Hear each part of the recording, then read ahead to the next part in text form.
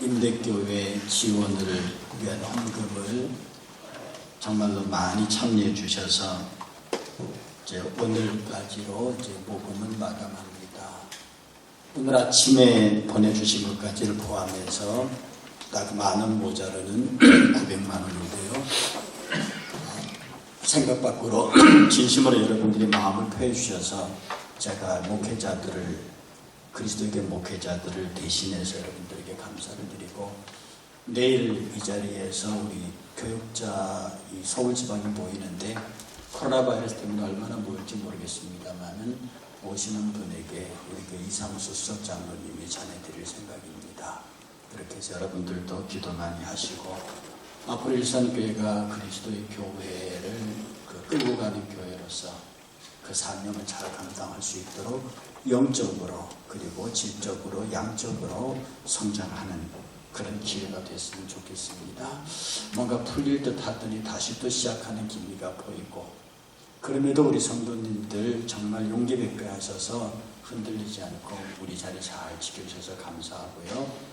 지금은 어쩔 수 없이 자녀들이 못 나가게 하는 어르신들, 그리고 어린아이 때문에 못 나오시는 분들을 제외하고는 이제 자리를 지키게 되셨으니까 우리가 이럴 때일수록 더욱 예배하는 데에 힘을 다하여 주시기를 부탁합니다. 내일 우리 교육자들 모임 있을 때 여선교회에서 좀 관심을 가져주시기를 바랍니다.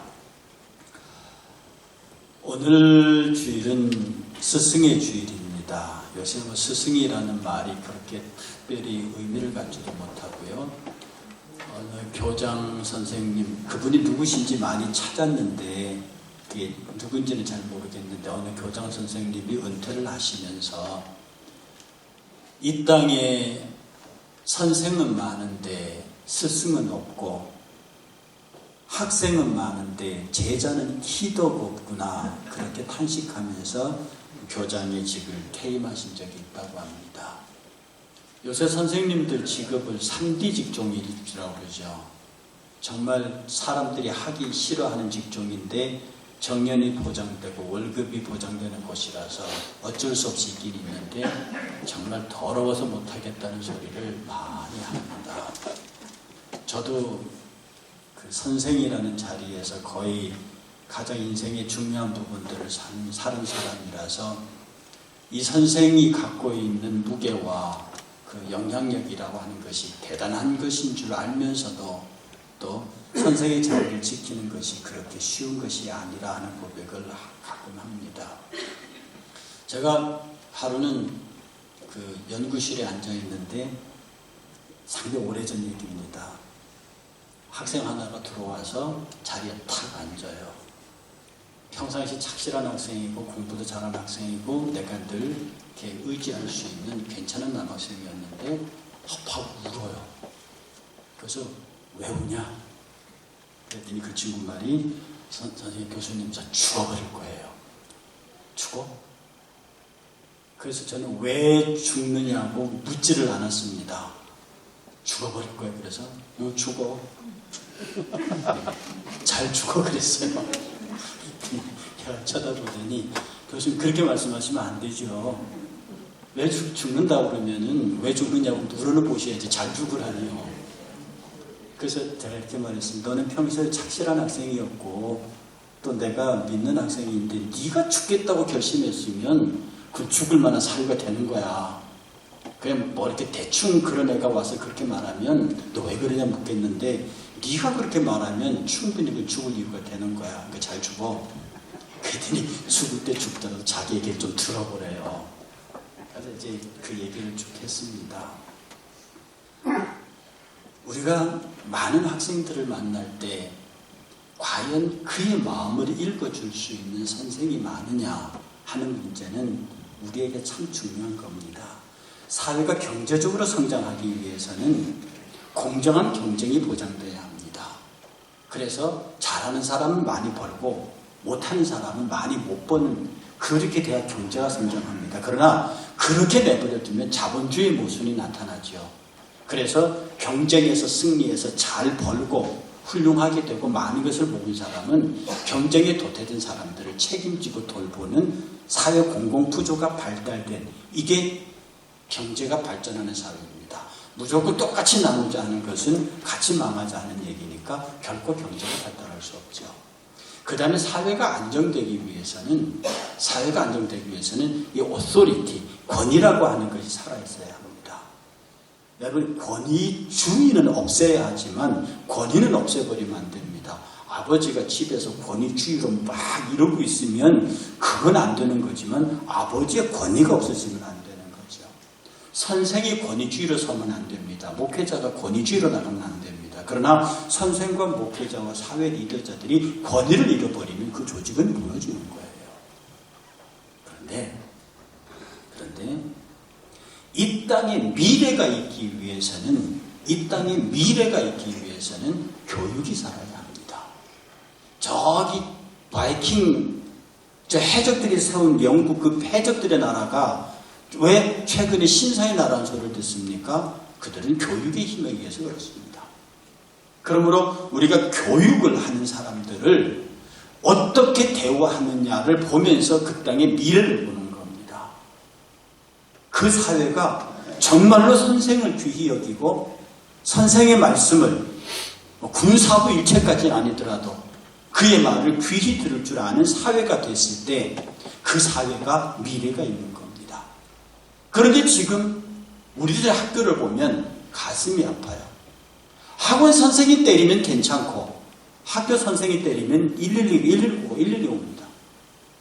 학교 선생님이 때리면 경찰이 가는데 학원 선생님 때리면 아무 문제가 발생하지 않는 희한한 구조 속에 삽니다. 오죽했으면 선생이란 직업이 3D 직종에 들어간다고 할 만큼, 그래서 웬만한 교사들은 다 포기해버리고 그냥 앞에서 내 말 듣는 아이들만 데리고 수업하는 이 비극적인 현실이 오늘 한국 사회 속에 진행되고 있습니다. 해서 오늘 우리 교회가 이 교육에 관하여, 미래 세대의 교육에 관하여, 그리고 지금 기성세대의 교육에 관하여 어떻게 해야 할 것인가의 질문을 갖고 거기에 대한 답변을 내놓는 것은 굉장히 중요합니다. 그런데 옛날에는 선생의 제일 책무가 가르치는 것이었어요. 천자문 가르치고 사서상경 가르치고 가르쳤다고요. 그런데 지금은 굳이 가르칠 필요가 없는 첨단 기술을 빼놓고는, 요새 대학 교수들 제일 힘든 게 뭔지 압니까? 강의를 하다가 조금 뭐 하면 애들이 바로 핸드폰을 따기옵니다. 그리고 뒤지고 앉았어요. 네이버는 모든 것을 알고 있습니다. 선생보다 더 많이 알고 있다고요. 그러니 교수님들이 어문서를 함부로 못합니다. 이렇게 지식이 공개되어 있어요. 박사를 가졌다고 다 아는 게 아니란 말입니다. 박사급 지식 정도는 컴퓨터에 얼마든지 쏟아진다고요. 내 그 전공 분야에 관심만 있으면 박사들의 논문을 이해할 수 있습니다. 그런데 문제는 뭐냐면 이 교사들이 정말로 옛날 선생처럼 학생들에게 영향력을 주기 위한 다른 조건이 필요하다는 겁니다. 이 다른 조건들이 필요가 충족이 되지 않으면 학생들은 선생들을 따르지 않는다는 것이죠. 무엇을 주어야 하는가?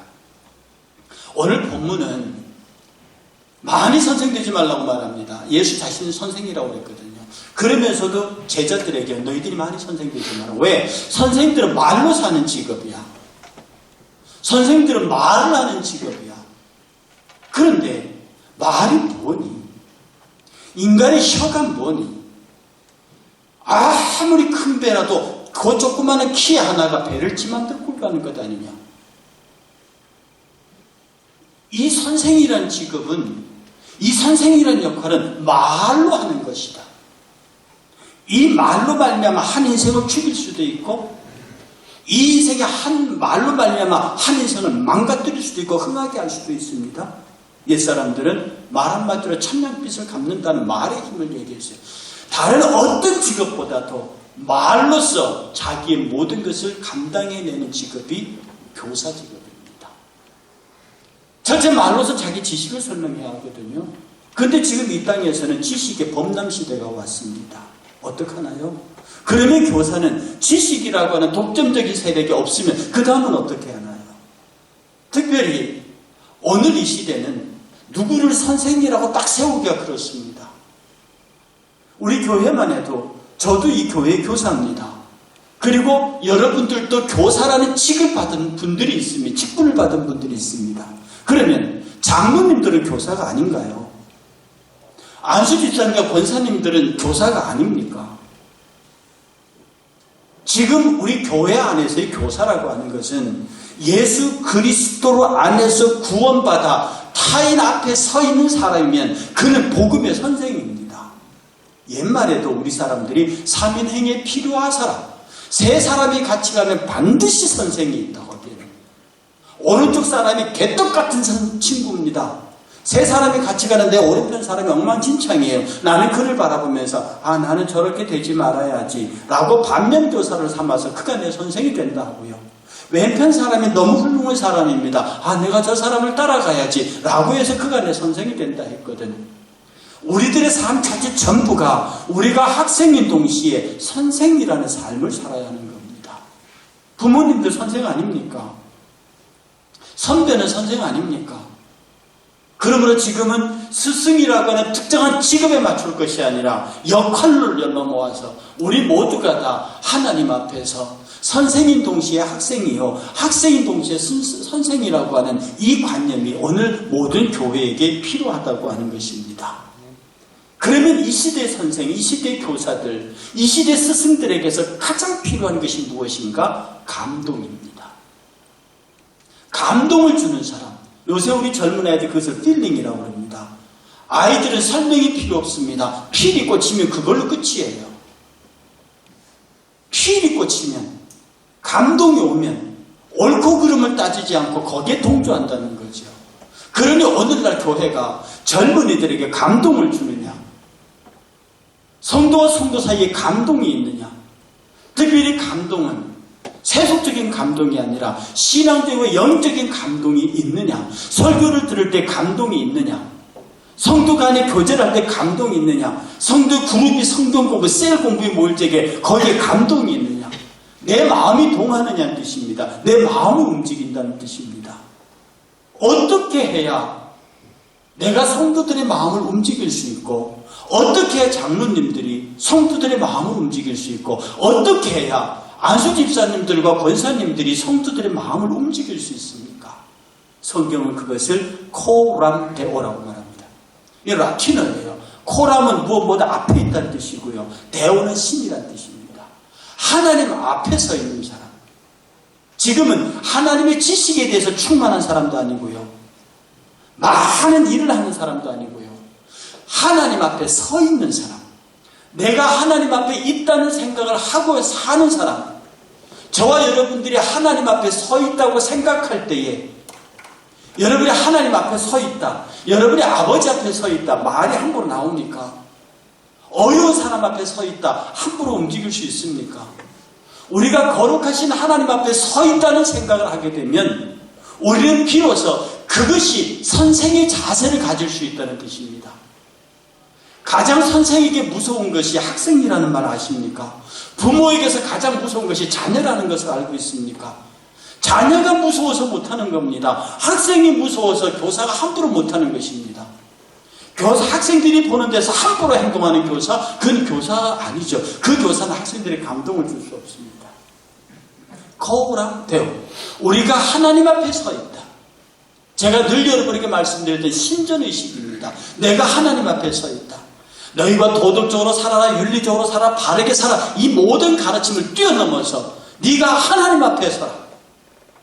내가 하나님 앞에 서 있는 순간에 내가 해야 할 것들이 결정됩니다. 내가 하지 말아야 할 것들이 결정됩니다.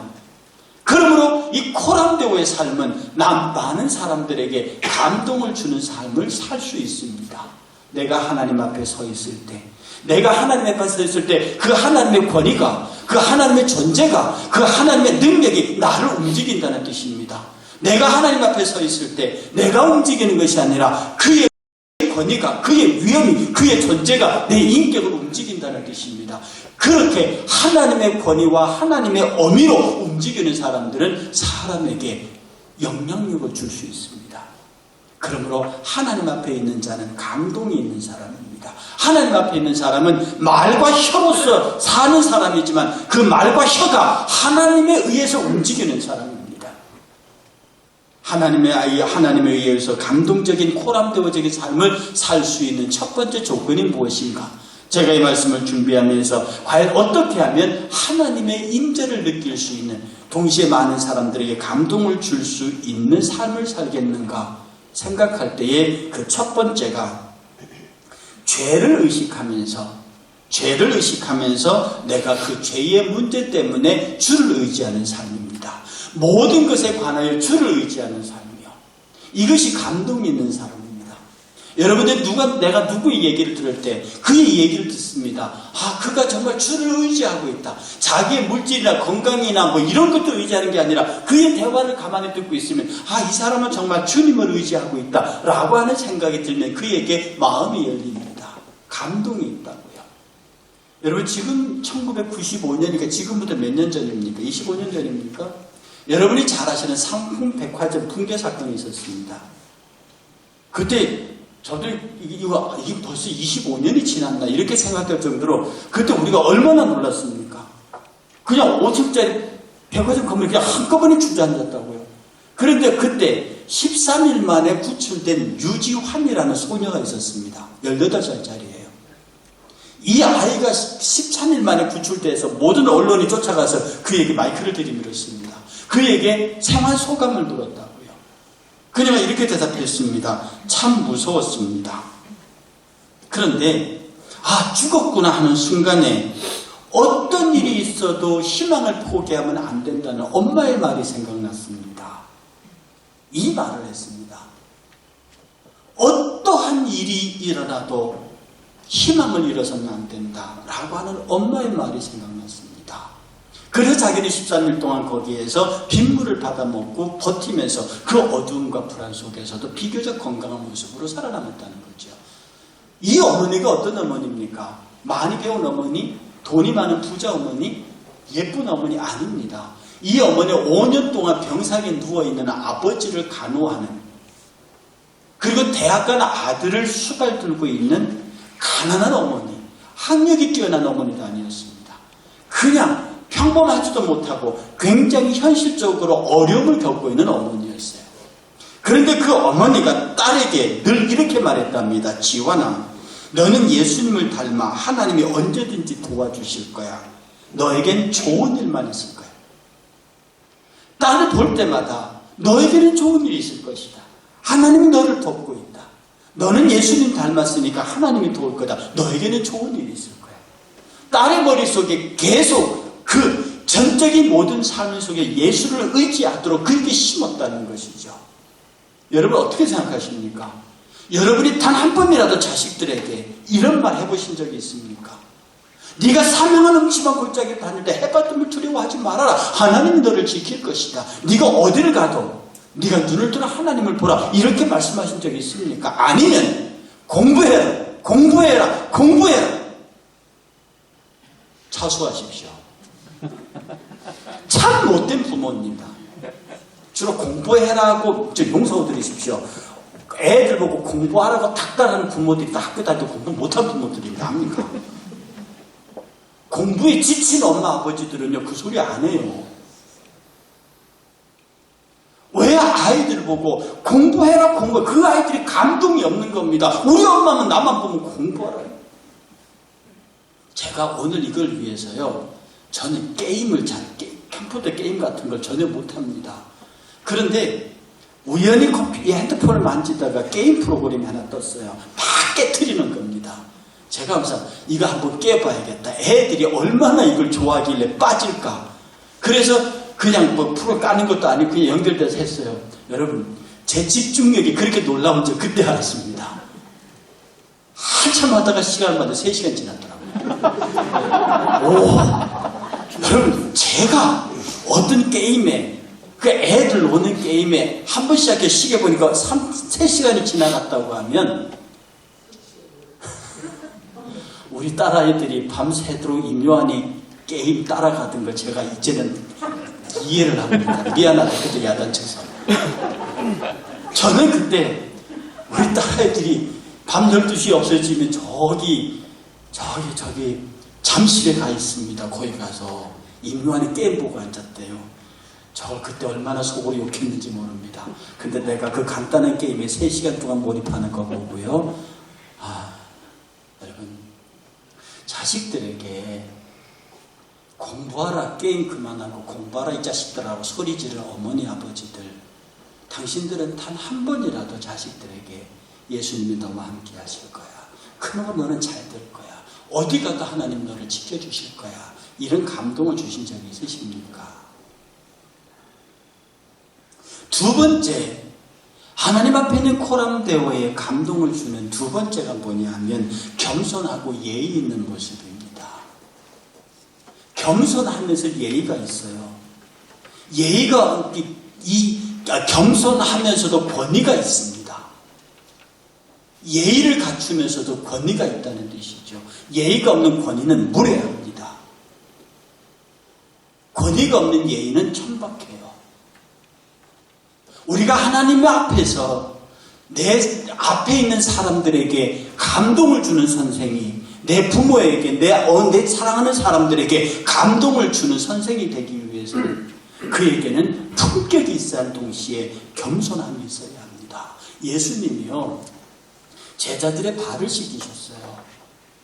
그 앉으신 자리에서 일어나서 허리에 수건을 동이고, 이스라엘 사람들의 발은 더럽습니다. 왜냐하면 거기는 먼지가 워낙 많은 동네고 양말을 안 신거든요. 거기 가서 양말 신는 사람 없습니다. 그 뜨거운 날에 양말을 왜 신겠어요? 그러니 그 뜨거운 여름에 사막을, 모래밭을 걸어다니는 발이라 집에 들어갈 때마다 물을 주는 정결 예식이 습관화되어 있는 거거든요. 그 제자들의 발을 씻깁니다. 그렇게 겸손한 예수께서요, 발 씻김이 다 끝난 다음에 다시 일어나셔서 띠를 띠시고 정장을 하시고 제자리에 올라가십니다. 그리고 내가 이렇게 한 것이 무슨 뜻이냐는지 아느냐고 따박따박 묻고 계십니다. 저는 그 본문을 읽으면서요, 정말로 예수님의 겸손함과 그 겸손함을 결코 무너뜨리지 아니하는 권위 있는 품격을 봅니다. 우리 선생님들, 우리 성도들의 삶을 사는 저와 여러분들은요, 하나님 앞에서 깍듯한 품격을 갖춘 동시에 겸손해야 합니다. 정말로 겸손하면서, 사람들에게 겸손하면서도 다정해야 하면서도 품격이 있어야 합니다. 이런 것들이 우리에게 사라질 때 예수 그리스도의 품격이 있고 예수 그리스도의 겸손이 두 개가 어우러져서 사람들 앞에 섰을 때 우리는 비로소 그를 멋있는 그리스도인이라고 말합니다. 그가 정말로 세상 사람들이 보기에도 정말로 친절하고 다정한 사람인데 함부로 할 수 없는 품격이 그에게 있습니다. 그런 사람이 말을 함부로 하겠습니까? 이 품격을 지키는 최고의 덕목이요, 말입니다. 예수님은 의관을 정지하신 다음에 제자들에게 이것이 무슨 뜻이냐고 묻고 있습니다. 하나님 우편 좌편 그런 얘기하는 제자들 앞에서 이 허리를 동이고 제자들의 발을 씻긴 그분께서 이것이 무엇이냐고 그들에게 묻고 있습니다. 얼마나 그 울림이 제자들에게 컸겠습니까? 우리의 겸손이, 그리고 우리의 품격이 상대를 마음으로 울릴 수 있는 것으로 드러나야 합니다. 세 번째, 이렇게 사람들에게 감동을 줄 수 있는 세 번째 조건이 뭐냐면 자기의 본분에 최선을 다하는 것입니다. 우리가 하나님의 사람으로 산다고 하는 것, 하나님의 사람으로 산다고 하는 것에 그것은 내가 이 땅에 그리스도인으로 살고 있는 모습에 대한 담대함입니다. 내가 내 자신이 소중한 존재라고 하는 것. 그래서 광고 카피도 있나요? 나는 소중하니까. 저는 그 광고 카피에 그걸 보지만 그것을 우리 신앙적인 영역으로 옮겨오면 안 됩니까? 나는 소중하니까. 여러분, 소중한 사람은 자기와 관계된 모든 것들을 소중히 여깁니다. 주님이 왜 우리를 소중히 여기시는 줄 압니까? 우리가 하나님의 자녀이기 때문입니다. 즉 당신이 우리와 함께 그 하나님의 아들이신 우리는 그의 양아들이 돼서 형제가 됐단 말입니다. 예수 그리스도의 품격이 있기 때문에, 예수 그리스도의 품격 때문에 내가 그의 형제 되는 순간부터 그는 나를 존귀히 여깁니다. 여러분의 사랑하는 사람들을 여러분이 존귀히 여기지 아니하면 누구도 존귀하게 여겨주지 않습니다. 정말로 품격 있는 선생은 자기의 학생들을 폄하하지 않습니다. 정말로 품격 있는 선생들은요, 자기의 제자가 공부를 못한다고 내치지 않습니다. 정말로 품격 있는 선생은요, 자기 제자가 못생겼다고 버리지 않습니다. 오히려 머리가 나쁘고 행실이 나쁘고 버르장머리였고 그런 사람들을 그가 나의 제자였다는 이유만으로 그를 귀하게 여깁니다. 해서 정말로 그 사람의 감동을 주는 선생은 절대로 사람을 포기하지 않습니다. 세상의 사람들은 잔인해요. 세상의 사람들은 능력이 없으면 잘라냅니다. 어떤 조직에서든지 내가 너에게 월급을 왜 주는데, 내가 너에게 월급 주는 수십 배를 벌어와는 일을 해야만 내가 너에게 월급을 주겠다는 거거든요. 경쟁력이 없으면 자릅니다. 상대가 안 되면 자릅니다. 그 세상이 그렇습니다. 그러나 교회 안에서의 성전은 그런 사람일수록 고쳐야 합니다. 죄인은 고쳐야 하고 병자는 낫게 해야 되고 모자란 사람은 채워야 하고, 교회는 사람을 포기하는 것이 아닙니다. 교회는 모자라는 사람일수록, 남의 지탄을 받는 사람일수록 그의 십자가를 내가 같이 주어야 하는, 그것이 바로 교회의 선생입니다. 교회의 교사들은 사람을 귀히 여깁니다. 절대로 사람을, 여러분 제가 언젠가 말씀드렸죠. 나쁜 성격 없습니다. 나쁜 사람은 없다고요. 세상에 나쁜 사람은 없고 세상에 나쁜 성격은 없습니다. 내 성격은 좋고 네 성격은 나쁩니까? 나는 좋은 사람이고 너는 나쁜 사람입니까? 그걸 누가 판단을 하는데요? 객관적으로 나쁜 사람과 객관적으로 나쁜 성격은 없습니다. 주관적으로 나쁜 성격과 나쁜 사람은 있어도, 그로 우리가 하나님 앞에서 많은 사람들에게 덕을 끼칠 수 있는 품격 있는 감동을 줄 수 있는 사람, 교사는, 그런 직분자들은 사람을 포기하지 않는 직분자입니다. 저는 사람에 대한 욕심이 있습니다. 훌륭하고 능력 있는 사람도 필요하지만 그러지 못한 사람들, 그런 사람들이 점점 더 하나님 앞에서 쓸모있는 사람으로 바뀌어가는 것에 대한 행복감이 있습니다. 오늘 우리 교회는요, 그런 사람들을 귀하게 여겨야 합니다. 그런 사람들을 정말 따뜻한 아랫목에 두어야 합니다. 그런 사람들이 우리에게 보호가 되어야 합니다. 그러므로 우리 교회 안에서는 소외되고 가난하고 능력 없고 성격 나쁘고 그런 세상이 버린 사람들, 그런 사람들을 우리 교회 모퉁이돌로 만들어야 합니다. 세상은 주님을 그렇게 버렸거든요. 우리는 주님을 그렇게 버릴 수 없는 것이 아니겠습니까? 그러므로 우리는 정말로 많은 사람들에게 감동을 줄 수 있는 교사의 삶을 살아야 합니다. 너는 교사다 이렇게 말하지 마십시오. 내가 교사입니다. 예수 그리스도가 교사였었어요. 그리고 그는 우리에게 말하기를 너는 나의 남은 고난, 그리스도의 고난에 참여해야 된다고 말했습니다. 바울의 말입니다. 바울은 우리 모두를 향해서 너희는 예수의 제자임과 동시에 너희는 세상의 모든 사람들, 내 앞에 있는 모든 사람들의 스승이라고 말했습니다. 우리가 많은 사람들에게 감동을 주는 삶을 살면, 많은 사람들에게 그 사람에게서 무슨 감동 같은 것을 받을 것을 느끼면, 그 사람이 나는 그 사람을 보는 순간에 긴장하고 경계감을 느끼고 무엇인가 그런 게 아니라 그 앞에 서면 행복하고, 그 앞에 서면 넉넉하고, 그 앞에 서면 다정하고, 그 앞에 서면 감동이 있다. 그런 사람의 삶을 살게 될 때에 그 언젠가 말했다는 교장 선생님의 말은 바뀔 수 있습니다. 이 땅에 선생은 많아도 스승은 더 많고, 이 땅에 학생은 많아도 제자는 기도 많다고 하는 바뀔 수 있는 언어라는 뜻입니다. 우리가 이 교육에, 특별히 기독교 교육이 손을 놓아버리면 한국의 미래는 힘이 없습니다. 그래서 제가 일부 설교를 하다가 갑자기 생각이 떠올라서 교사 선생님들, 내가 오늘 저녁을 대접할 테니 모이세요 그랬습니다. 5시에 모이겠대요. 여러분, 우리 교회 안에서 여러분 스스로 선생이 되시면서요, 여러분 스스로 선생이 되시면서 특별히 교회 안에서 다음 세대를 위해서 교사로 부름받은 사람들을 위해서 여러분들은 지극히 축복해야 합니다. 선생이 넘치는 사회는 불행한 사회입니다. 학생만 넘치는 사회는 불행한 사회입니다. 이 사회가 스승이 많고 제자가 많아서 정말로 스승과 제자가 감동을 주고받는, 교인과 교인 사이에 감동이 있고 성도와 성도 사이에 감동이 있고 성도와 목회자 사이에 감동이 있고 괜찮은 사람들과 그렇지 못한 사람 사이에 감동이 있고 정말로 예수님의 마음이 우리의 전율 느낌을 따라 같이 흘러가는 복 있는 교회, 복 있는 성도, 감동이 있는 교회의 은혜가 있기를